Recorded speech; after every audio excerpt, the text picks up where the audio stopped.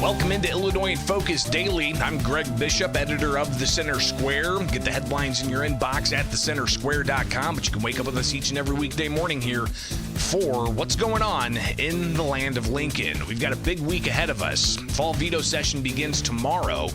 It's only 3 days long, but it could be jam-packed with all kinds of high-flying action. We'll kind of touch a little bit on what to expect at the tail end of the program. We'll delve deeper tomorrow, but today we've got to tackle some of what Governor J.B. Pritzker said could possibly come up concerning the state's migrant sanctuary policies around schools, around hospitals, and also accountability. But first, we've got to tackle a lead story you'll be able to find at thecentersquare.com.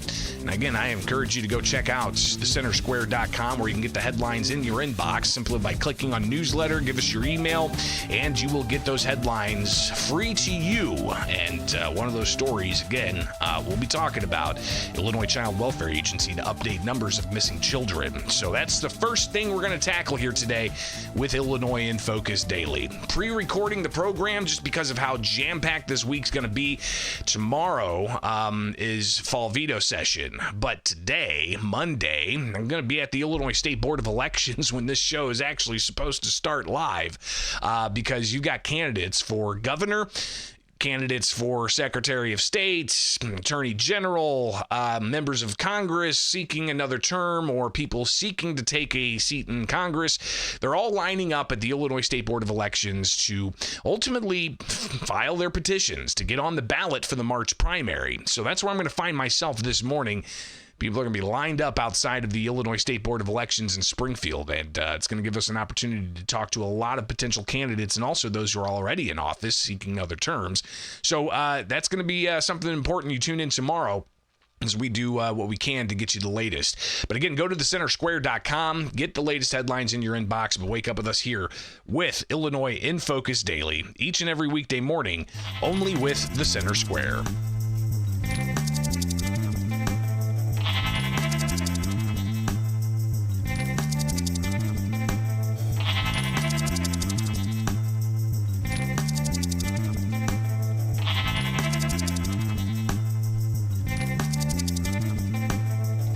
Extremely upsetting to me is in 2023, they had a number of 16 missing foster children that weren't returned home. And now in 2024, the number was 166. So something has happened in the past 2 years that has made it either easier to lose foster children, or the follow through or the tracking of these foster children is not being properly done. So we're missing a large amount of children. And I feel like this should be getting attention, that these children are missing. And that accountability and oversight should be happening as well. It's Bailey Templeton. She is a potential candidate for the Illinois State House. I chatted with her last week about numbers she received from the Illinois Department of Children and Family Services through a public records request of the number of missing children that DCFS tracks. It's Illinois in Focus Daily with you each and every weekday morning. I'm Greg Bishop, editor of The Center Square. Go to thecentersquare.com, get the latest headlines in your inbox by clicking on newsletter. You'll see the top story there. The Illinois Child Welfare Agency to update number of missing children. And they've been working on this story for a couple of weeks now. I have a pending Freedom of Information Act request to the DCFS that they've delayed. So you're supposed to get FOIA requests within 5 days. And all I asked for was the number of missing children from 2017 to like 2025 by year. And that number, they weren't able to get to me within 5 days. We'll talk a little bit more about that, and I'll also share with you a lot of what Bailey Templeton had to say in her efforts to try to get these numbers as well. But if you go to the website and read the story, you'll read the lead. The number of missing foster children on the radar of the state's Child Welfare Agency will be clarified this week as a potential Illinois State House candidate looks for answers. Public records obtained by Bailey Templeton from the Illinois Department of Children and Family Services show in 2023, 16 children did not return to either previous placement or a new one.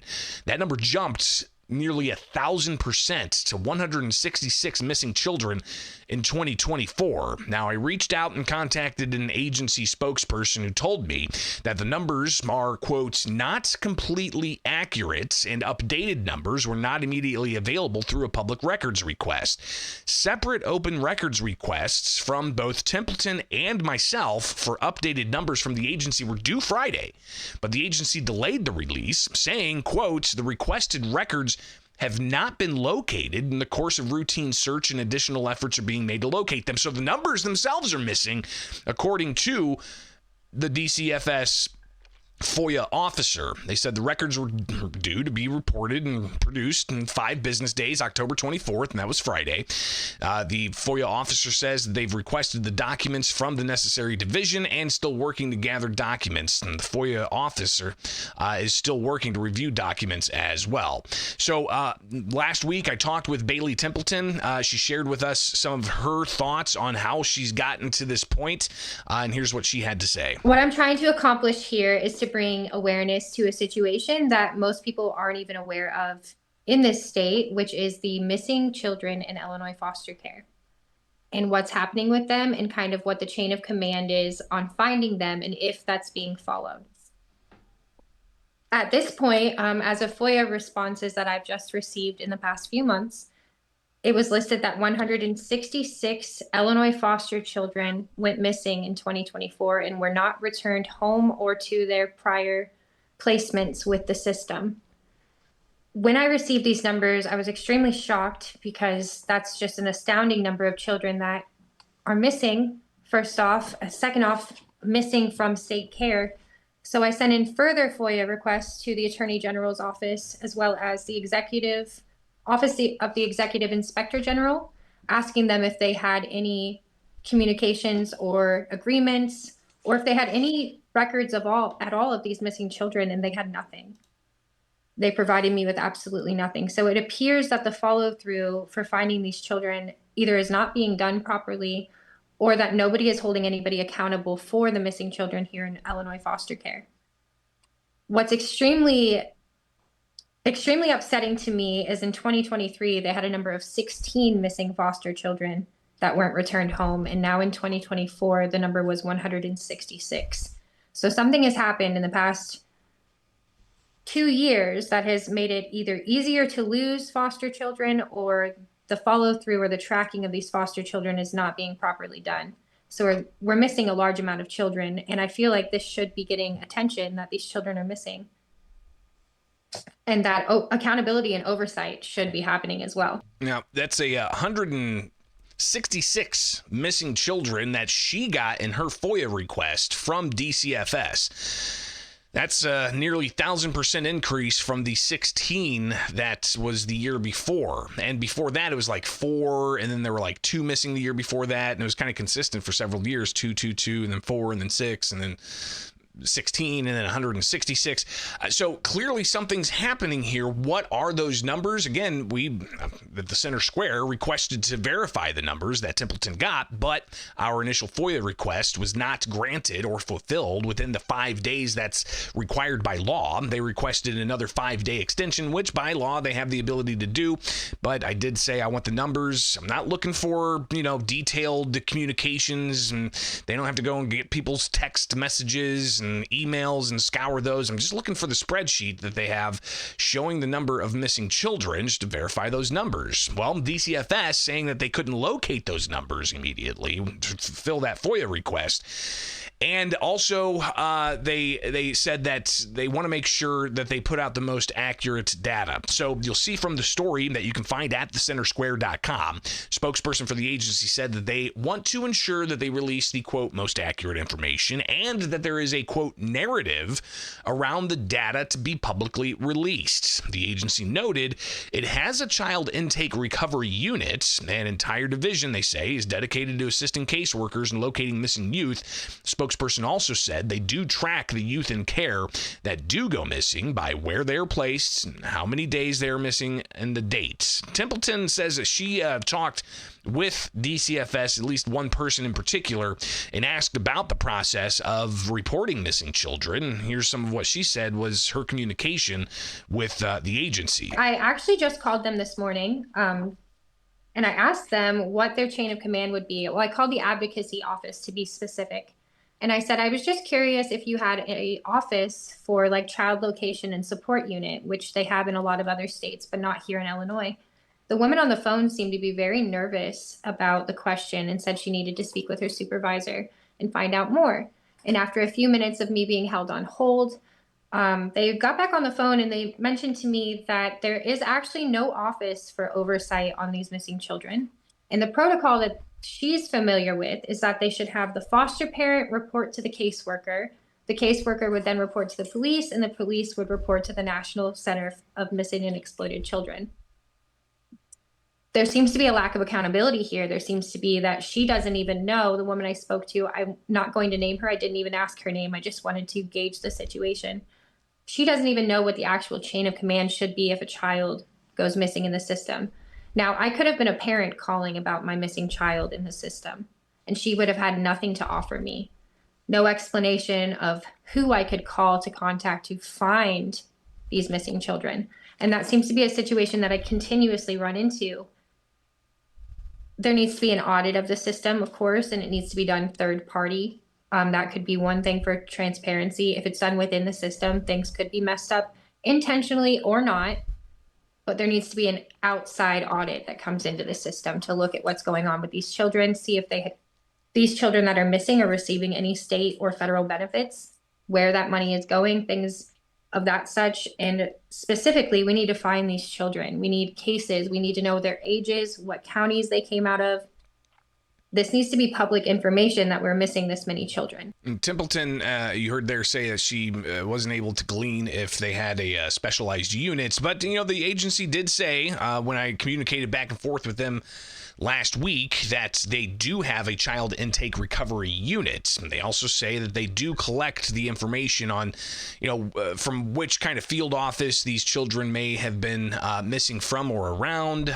So we're going to get some of that information. And are the numbers that Templeton received through FOIA that DCFS put out to Templeton, why are those numbers not correct? And are we going to get correct numbers? And what do you mean by mostly not accurate? So is 166 mostly not accurate, or what kind of data set goes into that? Again, these are questions that we're still looking for, and DCFS says they're going to release those numbers.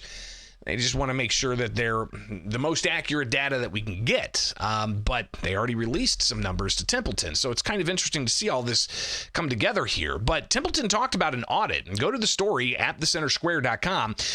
They did do a recent audit. The Illinois Auditor General did a management audit. Back in 2014, they looked at the search for missing children and the process for DCFS. And they had a bunch of different recommendations. But in an update review of that management audit in 2024, one particular recommendation was partially implemented, and it said that 71% of instances that the auditors checked where a child went missing, the initial forms could not be provided by the department to ensure accuracy. So clearly, even as of late as last year, according to the most recent Auditor General's audit of their missing children protocols, they couldn't get the accurate information then. It said Department Procedure 329, locating and returning missing, runaway, and abducted children provides the documentation of supervisor reviews through the submission of CFS 1014 form. As a result, the department's being unable to provide 43 initial CFS 1014 forms noted above. The auditors also could not test documentation of supervisor reviews. So you got to say, they're saying 43 here, and auditors, they don't necessarily look at they do like spot checks, right? They grab a handful and they say, okay, we're going to spot check all of these. So they said 43 initial CFS forms. They couldn't find those things. DCFS, they said when a child goes missing, the matter is reported to local law enforcement. Caseworkers provide as much identifying information as possible to include fingerprints if available, and they contact the National Center for Missing and Exploited Children, among other steps. But go back to that audit, it says in another partial implementation of a recommendation, the Auditor General's office found that in only 15, again, that's 15% of instances where a child went missing, the National Center for Missing and Exploited Children were notified within 3 hours when a child was reported missing. Again, 15%. That means 85% of the time, DCFS did not report to the National Center for Missing and Exploited Children in a timely fashion within 3 hours. That's according to audits. Templeton says that she has talked to some legislators, but she feels that much more attention is going to need to be put on this. I have spoken with a couple legislators in the past few years. I have traveled to Springfield. I've also been in Washington, D.C. concerning issues with Illinois DCFS, and across the nation, I've filed FOIAs in all 50 states to find out how many missing foster children are in all 50 states. And the responses have been different in every state. I'd say that Maryland gave me a very thorough recount of 990 missing foster kids in the past 5 years. But something that they did that Illinois did not do is they told me which county these children came missing from, which proves that over 50% of their missing children came from the same area. I would like for Illinois DCFS to have that type of insight and provide that type of oversight to all of us to know if this is a systematic issue, if it's all these children are coming from one area. But no, in regards to legislators, I have not gone in depth with them on this conversation. I feel like public awareness is the biggest step, and then maybe legislators will join on with us in this fight. Templeton says that she's going to continue raising this issue, especially as a potential state house candidate. She is running as a Republican for the Illinois House, and she's expected to file petition signatures today, Monday, at the State Board of Elections. They got a week-long filing period for the 2026 primary, so we'll see what happens there. And she says this is a major issue as to why she's running for office. I am actually running for the Illinois House of Representatives here in the 94th District on the basis of parental rights and medical freedom, and kind of bringing awareness to the reform that's desperately needed inside of the system that receives millions, hundreds of millions of dollars in state taxes and hundreds of millions of dollars in federal taxes. So I think that there needs to be audits all across the board, not just with Illinois DCFS. I think that the Attorney General's office should also have some accountability for where these children are, as well as the Inspector General's office. I just think that the more we push forward with this story, whether I need to run for office to get the story out or not, the more important it is that, considering there are 166 children that could be every night wondering if anybody's even looking for them, it's just absolutely heartbreaking to me, and I will go to great lengths to make sure these children are found. We'll be watching this story, and as I said, they're expected to release updated or clarified numbers today, this week. We will take a look and bring you the latest, and also get more reaction, say, from the members of the Legislative Audit Commission. Are they going to be interested in seeing exactly why it went from 16 in 2023 to 166 in 2024? Is that really the number of missing children? Is it a Scribner's error, as we hear at the State House sometimes, or is there something more to that story? We'll keep you posted, all right? It's with Illinois in Focus Daily. I'm Greg Bishop with you each and every weekday morning. Be sure to like, subscribe, and hit that notification bell, and wake up with us here for Illinois in Focus Daily.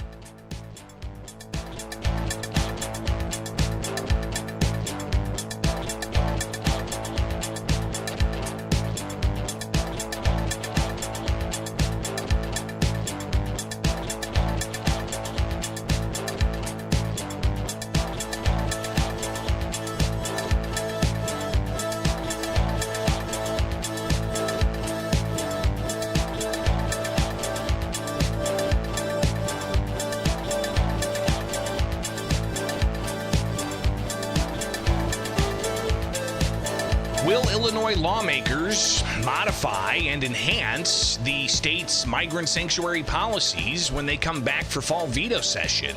Great question. Something we'll be on the ground watching and monitoring. They've only got 3 days, Tuesday, Wednesday, Thursday, and it's going to be some high-flying action. It's Illinois in Focus Daily. I'm Greg Bishop with you each and every weekday morning. If you can't watch every morning, you can get the podcast and listen to that while you're doing what you need to do. But we break things down for you, and we'll be here each weekday to let you know what happens at the State House. So be sure to get the headlines in your inbox. Go to thecentersquare.com. Late last week, Friday, Governor J.B. Pritzker talking about construction's over for a major project in Chicago, but afterwards, where he usually takes questions, a lot of off-topic questions. One in particular dealt with accountability for the immigration enforcement that has been continuing on in Chicago with Operation Midway Blitz. And this is an operation that was announced, last month or something, and it's focused on increasing immigration enforcement in a city and jurisdiction that is considered a migrant sanctuary because Illinois has laws on the books, like the Trust Act or the Way Forward Act, that prohibits state and local law enforcement not only from cooperating with federal immigration officials, but also prohibits them from even asking somebody they come in contact with, be it a criminal suspect or a victim, providing a report as to their immigration status. And clearly that's caused some consternation with the Trump administration and the Pritzker administration and the Johnson administration. We've also seen a ton of video content of, clashes between protesters and federal officials and stories of people using their vehicles to block ICE, to ram ICE, to do a whole host of other things, and just the public safety issues, let alone you've got the question still in front of the U.S. Supreme Court as to whether President Donald Trump can use the National Guard for public safety purposes, especially as you've got the clashes between protesters and federal officials at the ICE facility in Broadview, and also on the streets of Chicago and in neighboring communities. Well, Governor J.B. Pritzker last week, he announced the Illinois Accountability Commission, and the Illinois Accountability Commission is supposed to take witness testimony with a report coming out in January. Quick turnaround, but Pritzker says it's a report and a commission that's supposed to get to the bottom of any alleged abuses, he says, that ICE is conducting. Here's the governor Friday talking about that, a day after he announced the Illinois Accountability Commission. The attack, I'll use that word, by ICE or the federal government coming into schools. Schools now are prepared for soft lockdown. When you have video, and when you have thousands and thousands of videos, they're being taken just by average folks out there who may not want to, stand up and be noticed, but they want to do something. Those should be kept in a record. And so that's what we're doing. Nothing illegal about any of that. We've also asked for review and testimony, and we've asked federal judges to help us do that. So everything here is according to the law and according to what we think is appropriate for maintaining our constitutional rights in this country.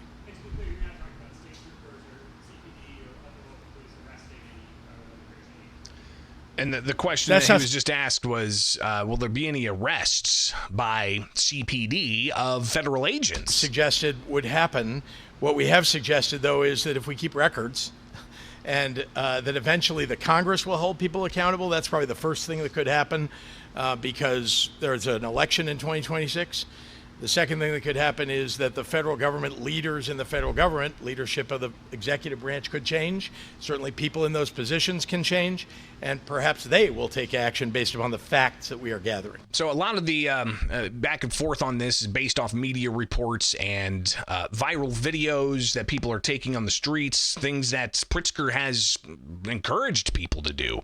And if you are on X, you can see yourself some of what these federal officials have to say about these instances, including Gregory Bavino, Commander Operation at Large for ICE. And he tags the Assistant Secretary of the Department of Homeland Security, Tricia McLaughlin, who tagged the Chicago Tribune, says the reporter, quote unquote, somehow, exclamation point, left out the part in this particular story that she was sharing of how a woman grabbed at a law enforcement officer's face, put her hands on him, and tried to obstruct officers. Obvious activism masquerading as journalism, she said. And you can see here some of the video of a woman going up to an ICE officer and laying her hands on him and grabbing the face and trying to rip a mask off. That is, I mean, you're getting into the personal space and starting to grab at somebody's face. Well, the Chicago Tribune reporter reported that that individual was thrown to the ground and detained, but you've got the Assistant Secretary of the Department of Homeland Security saying that the journalists left that part out. And Gregory Bavino saying there always seems to be journalists leaving out the assault part, don't they? The rioter attacked our agent attempting to unmask him. We are currently working to identify and prosecute her. Stay tuned. Hashtag FAFO. Hashtag DHS. So obviously this is ongoing, as you've got Bavino also talking about Operation Midway Blitz and saying that's convicted not once but twice for indecent solicitation of a child in 2016 and 2022. This illegal alien from Honduras has no business living in the U.S. Thanks to Border Patrol agents with Operation Midway Blitz in Chicago, he won't be preying on American children anymore. Arrested 10/17, and you can see the image there that Bavino shared on X.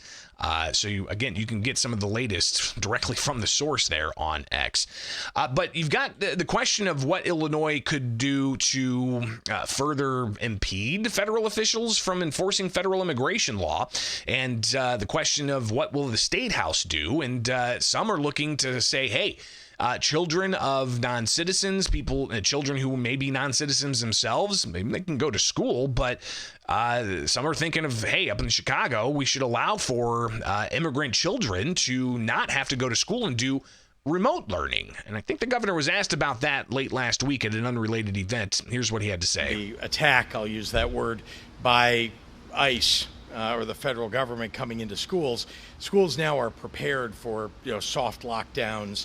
They know how to prevent kids from being taken out of schools. And then you've seen lots of neighborhood programs that have developed to support the parents also. So those are all things that are in effect. We're supporting the organizations at the local level, as you know, that are warning people when things are happening in their communities. And so that entire system that's been put together is one that the state continues to support. So we think that's the best way to go. Remember, very importantly, I think one thing we learned during COVID is that remote learning really has a deleterious effect on kids' ability to get the kind of education that they need. And so we want to do everything we can to keep kids in school where they are safer, frankly, than when they're wandering around in the community. And so that's what we're focused on, is making sure they get the best education possible, and that's really done in the classroom. So interesting to hear the governor maybe not a fan of having children remote learn, noting that in COVID, even though he ordered schools closed, they found that was not the best to have good outcomes for children in schools. And then you have the question of what kinds of things the legislature may be able to do to expand the state's migrant sanctuary policy. Something the governor is looking at. And again, fall veto session starts Tuesday, Wednesday, Thursday. It's the final 3 days they have scheduled session for the year.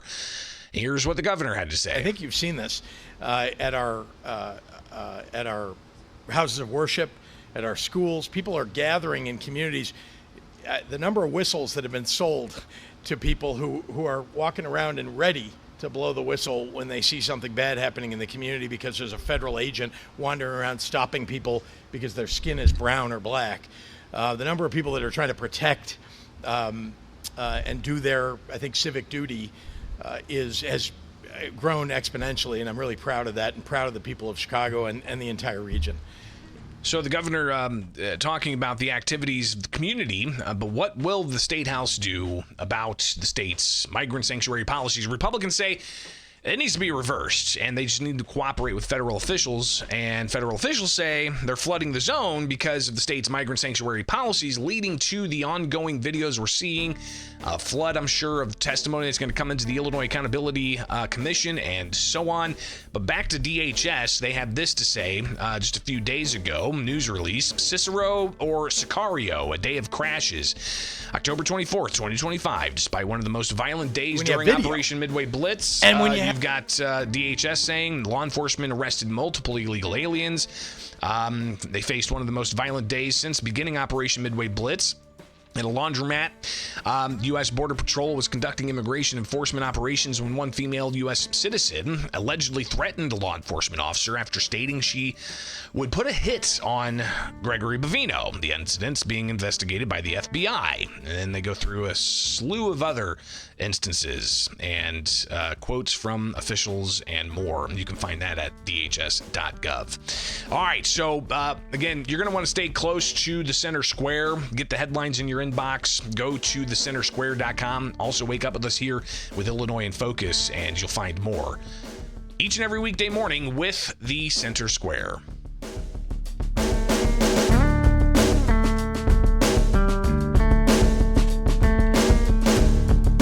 That's all I got for you on this Monday. Again, live to tape, but not live, because I got to head over to the Illinois State Board of Elections, where they have got the candidates lined up.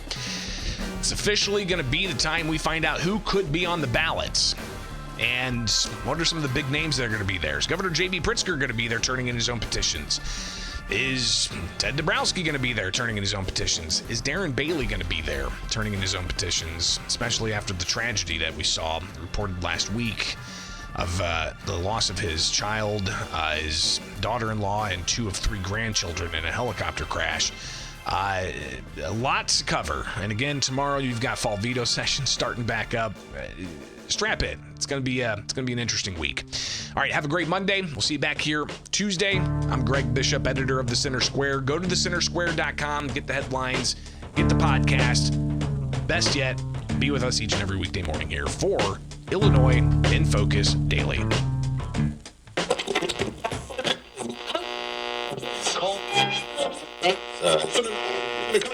Take